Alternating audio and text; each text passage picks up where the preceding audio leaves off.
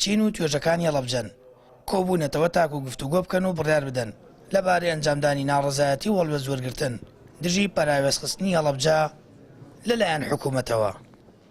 پرسیارەکەین لە دەسەڵاتدارانی ئەم هەرێمە بۆچی پەراوێز خراوە، بۆچی ئاوەڕێکی جدی لێ نادرێتەوە. دیارە ئەوان ڕاستی بەس لە شانزەی سیابیری هەڵەبجەیان نەکەوێتەوە و داوامان کرد کاتی خۆیانوت ئیسلامیەکان ڕێگرن لە ئاوەدانکردنەوەی هەڵەبجە. ئێستا بابێن هەڵەبجە ئاوەدان بکەنەوە و خەڵکە ڕەشوڕوتەکەی بەڕاستی کە ئێستا هەلی کاری نییە و لە کاتی هەڵبژاردنەکانە بەڵێنی درۆینەی پێدرێ بابێن هەڵەبجە سیرکردن بزان ئێستا خەڵکی هەڵەبجە بنەماڵەی کیمیابارانی هەڵەبجە ئاواتە خوازێ لەم شارە دەرچێت یعنی لە هەڵەبجە نەمێنێ. ئیتر پێم وابێ ینی دوای 35 ساڵ لە کیمیابارانکردنی هەڵەبجە و وێرانکاری هەڵەبجە ئیتر تاوانە ئەو خەڵکە بێدەنگ بێ لە ئاستی ئەم ناحەقیان و نەعەدالەتی کە بەرامبەر بە هەڵەبجە کرێت.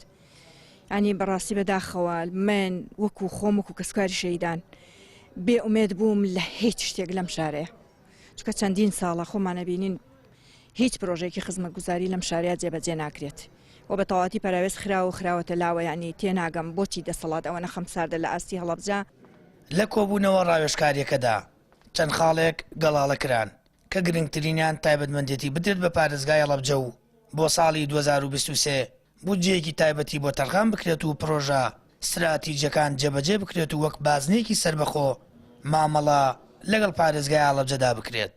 لە کۆتایی کۆبوونەوەکەش لە کۆنگرەیەکی ڕۆژنامەوانیدا بڕیارەکانیان خوێندەوە کە بۆ چەند ڕۆژی داهاتوو ئەنجامی دەدەن.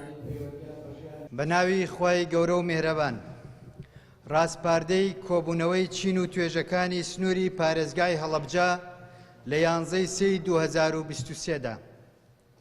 خاڵی یەکەم لە ئەنجامی نیگەرانی هەمەلایەنەی دانیشتوانی سنووری پارێزگای هەڵەبجە بڕیار درا ڕۆژی 14 سەی 2023 نیگەرانی و ناڕەزایەتیەکان لە چوارچێوەی خۆپیشاندانێکی بەرفراوانی هەمەلایەنەدا ئەنجام بدرێت. دووەم، خەڵکی سنووری پارێزگای هەڵەبجە و کۆمەڵەی قوربانیانی کیمیابارانی هەڵەبجە بەشداری هیچ جۆرە چالاکی و ساڵیادێکی کیمیاباران ناکەن کە دەسەڵات لە پارێزگای هەڵەبجەدا ڕێگی خستبێت لە ڕۆژی 16 سەی 2023دا.